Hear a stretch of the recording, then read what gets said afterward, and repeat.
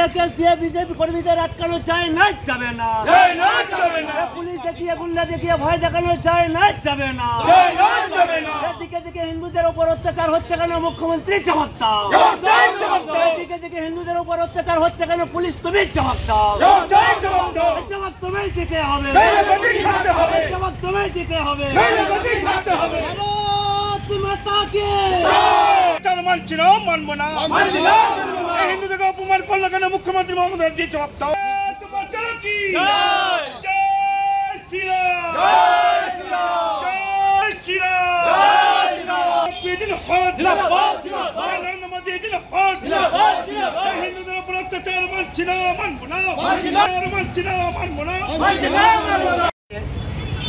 আপনারা কম বেশি সবাই শুনেছেন, গতকাল বিধানসভার ভিতরে একটা সাংবিধানিক প্রতিষ্ঠানের ভিতরে আমাদের রাজ্যের মুখ্যমন্ত্রী, যিনি কিনা আমাদের এখানকার গরিব মানুষের মমতাময়ী মা, নিজেকে মা বলে তুলনা করেন, তিনি ওই বিধানসভার কক্ষের ভিতরে আজকে আপনারা জানেন 144 বছর পর গ্রহ এবং নক্ষত্র, আমরা না জানলেও, সবাই না জানলেও আমাদের মুনি ঋষিরা, বড় বড় সাধু সন্ন্যাসীরা, তারা আজকে জানেন 144 বছর পর আজকে প্রয়াগরাজের মহাকুম্ভ মেলা তৈরি হয়েছে বা পূর্ণ স্নান করতে আমাদের এখানকার মানুষ, গোটা সারা ভারতবর্ষের মানুষ, এমনকি ভারতবর্ষের বাইরের মানুষও সেখানে পূর্ণ স্নান করছেন ত্রিবেণী সংগমে।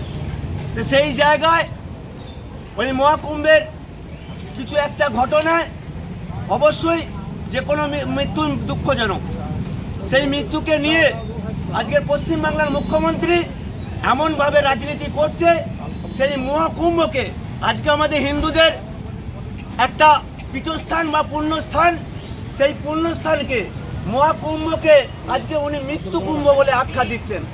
আমরা ধিক্কার জানাই, আমাদের একজন হিন্দু ঘরের মুখ্যমন্ত্রী হয়ে, ব্রাহ্মণ পরিবারের সন্তান হয়ে এই মহাকুম্ভকে মৃত্যু কুম্ভে আখ্যা দেওয়ার।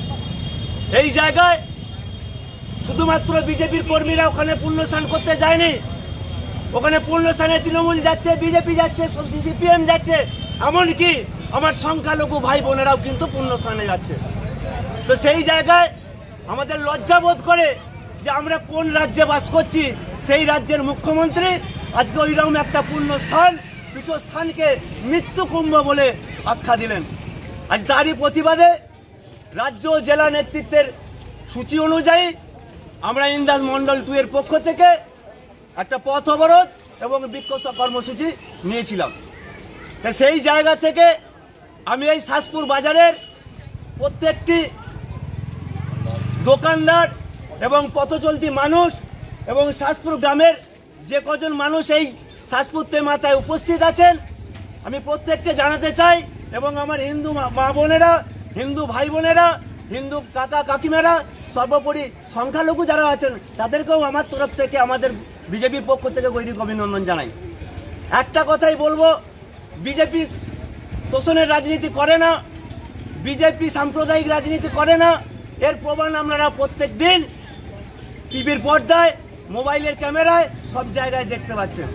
আজকে এই পশ্চিমবাংলার বুকে মাননীয় মুখ্যমন্ত্রী যেভাবে সাম্প্রদায়িক উস্কানি দিয়ে চলেছেন বা বিগত দিনেও দিয়েছেন, আমি আমার দলের তরফ থেকে এই শাসপুর বাজার এবং প্রত্যেকটি দোকানদার, আমার হিন্দু মা বোনেদেরকে বলবো, আমাদের এক হওয়া প্রয়োজন আছে বন্ধু।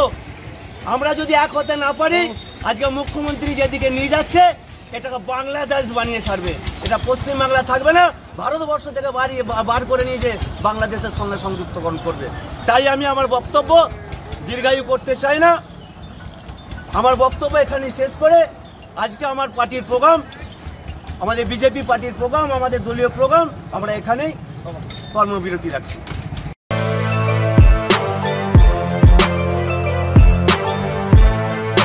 এখন অনেক বড় শ্রী লেদার্স হাওড়া ময়দান।